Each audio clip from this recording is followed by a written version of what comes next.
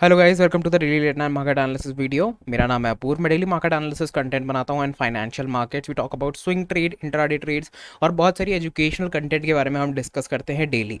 मैं daily English में content बनाता हूँ ट्रेडिंग व्यू पे, और हिंदी में कंटेंट बनाता हूँ हिंदी लैंग्वेज में यूट्यूब पे। दोनों लिंक आपको मेरे open comment based Telegram channel पे मिल जाएगी, जो कि कुछ इस तरीके से दिखता है, जहाँ पे हम लोग काफ़ी सारी और ट्रेड्स के बारे में जो कि हम लोग डिस्कस करते हैं थ्रू आउट द मार्केट।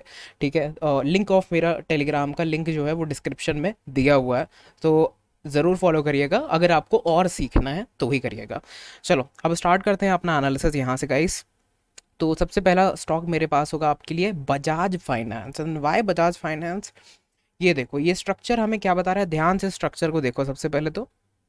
ठीक है, ये मुझे स्ट्रक्चर बता रहा है कि यार, जब भी ये जो मैंने नीचे लाइन बनाई है, जब भी इस लाइन पे एक बुलिश कैंडल आती है, जब भी इस लाइन पे एक बुलिश कैंडल आती है, ठीक है, ये देखो एक बुलिश कैंडल आई यहाँ पे, देखो ये बुलिश पैटर्न बना यहाँ पे। तो जब भी एक बुलिश पैटर्न बनता है तो एक ऊपर की रैली आती है।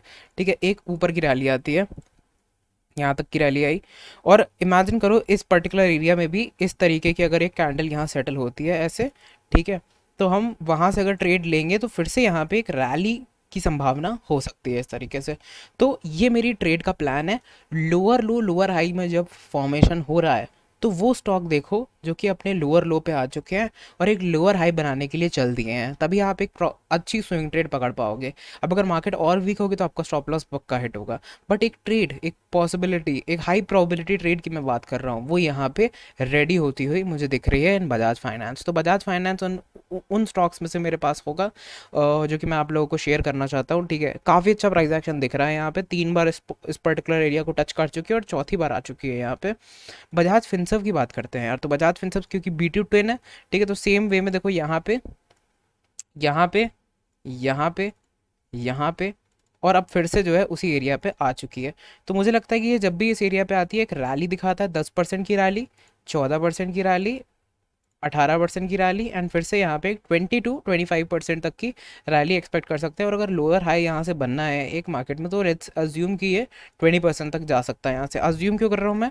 क्योंकि मैं यहाँ से लेके यहाँ तक का एक फिबोनाची बनाऊंगा आपके लिए, तो आपको पता चलेगा कि यहाँ तक करते हैं 15 से 20%। ठीक है, क्योंकि इसके ऊपर अगर निकलता है तो फिर वो बुलिश ट्रेजेक्ट्री में आ जाएगा, फिर वो और ऊपर जा सकता है। तो लेट्स प्लान फॉर कि 15% तक जो है अपना टारगेट रखते हैं।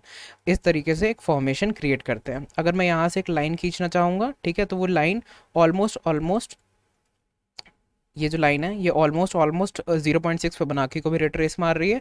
तो यहाँ से एक स्विंग ट्रेड ऊपर के लिए लॉन्ग पोजीशंस में बजाज फिनसर्व में क्रिएट करी जा सकती है इस तरीके से। ओके, HDFC बैंक की बात करते हैं, तो यार HDFC बैंक अगर आप ध्यान से देखोगे तो डिमांड और सप्लाई जोन की नॉर्मल ट्रेड है। यहाँ से एक्यूमुलेट करना हम चालू करेंगे HDFC बैंक को। ठीक है, कोटक बैंक में ऐड करना भूल गया था, उसको और ऐड कर लेते हैं फटाफट से। ठीक है, कोटक बैंक और मुझे पसंद है, मुझे कोटक बैंक पसंद है, मुझे HDFC बैंक पसंद है, और मुझे एक्सिस बैंक पसंद है।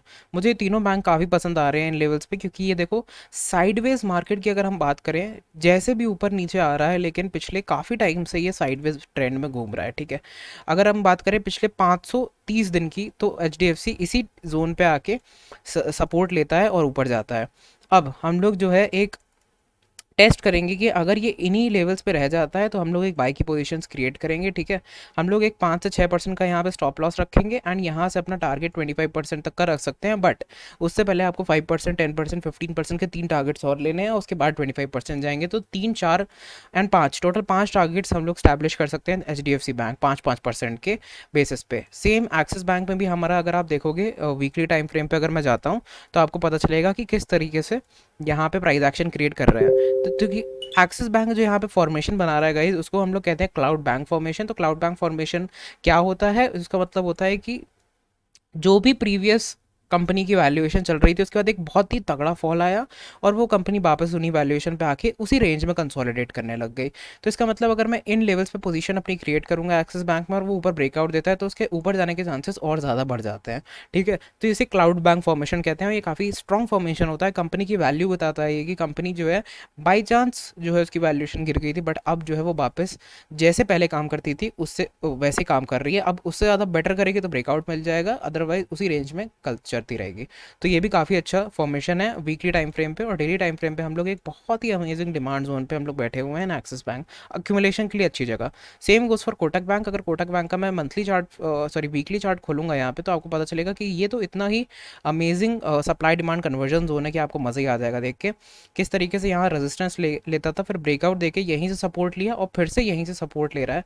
ठीक है, यहाँ एक फॉर्मेशन क्रिएट कर सकते हैं हम लोग और ऊपर के टारगेट्स अचीव करने का ट्राई कर सकते हैं इन कोटक बैंक। ठीक है, तो ये मेरे 2 ट्रेड आइडियाज़ थे, सॉरी ये मेरे टोटल 1 2 3 4 5 ट्रेड आइडियाज़ थे आप लोगों के लिए, Bajaj finance, Finserv, HDFC bank, axis bank और कोटक बैंक।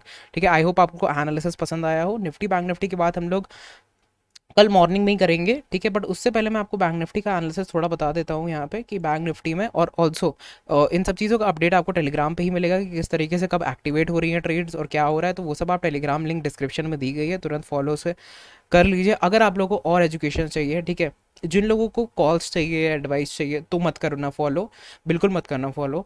ठीक है, बट जिन लोगों को एक्चुअली में कुछ सीखना है, definitely you are welcome to join my Telegram, link description में है।